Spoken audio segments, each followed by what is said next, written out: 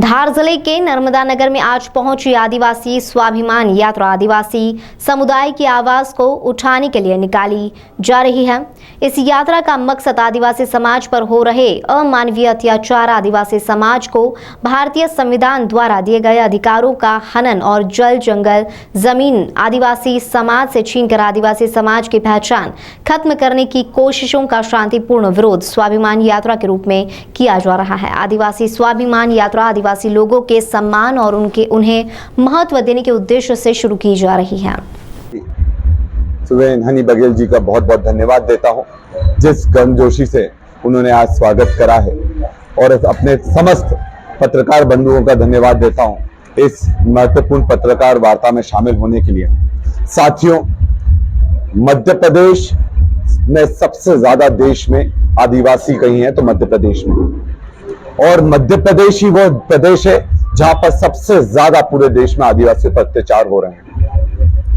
एक दिन हुआ नहीं था, आज फिर सिंगरौली में भाजपा के विधायक लल्लू राम जी के बेटे ने एक आदिवासी पर गोली चला दी, और एक भी दिन देश में मध्य प्रदेश में ऐसा नहीं जाता है जब आदिवासियों पर अत्याचार नहीं हो रहे हैं। चाहे मणिपुर हम कांड ले लेते हैं, जिसमें सीधे सीधे भाजपा की सरकार का हाथ शामिल होना पाया गया है, और वहां भाजपा की सरकार, दिल्ली में भाजपा की सरकार, फिर भी वहां आदिवासियों का जो नरसंहार हो रहा है, महिलाओं के साथ उनको नग्न करके उनके साथ बलात्कार करा जा रहा है, और 80 दिनों तक हमारे देश के प्रधानमंत्री और बीजेपी की सरकार कोई निर्णय नहीं लेती है।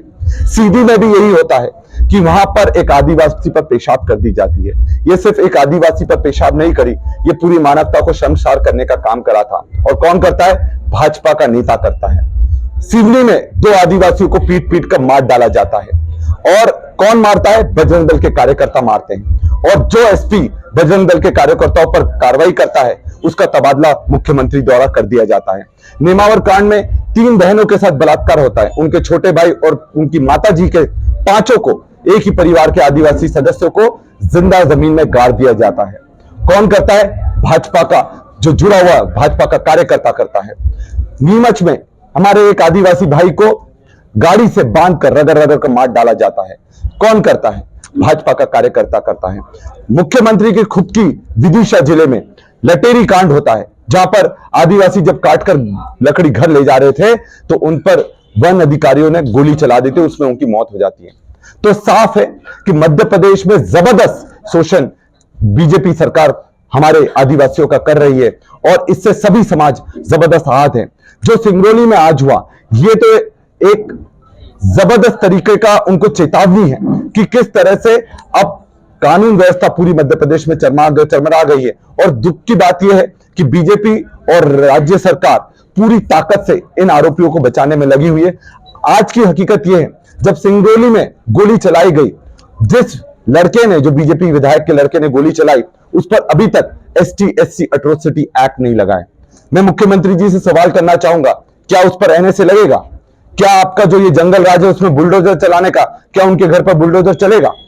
इस चीज का जवाब मुख्यमंत्री को देना चाहिए, नहीं तो यह मान लिया जाएगा कि यह सरकार आदिवासी विरोधी है, मुख्यमंत्री आदिवासी विरोधी है।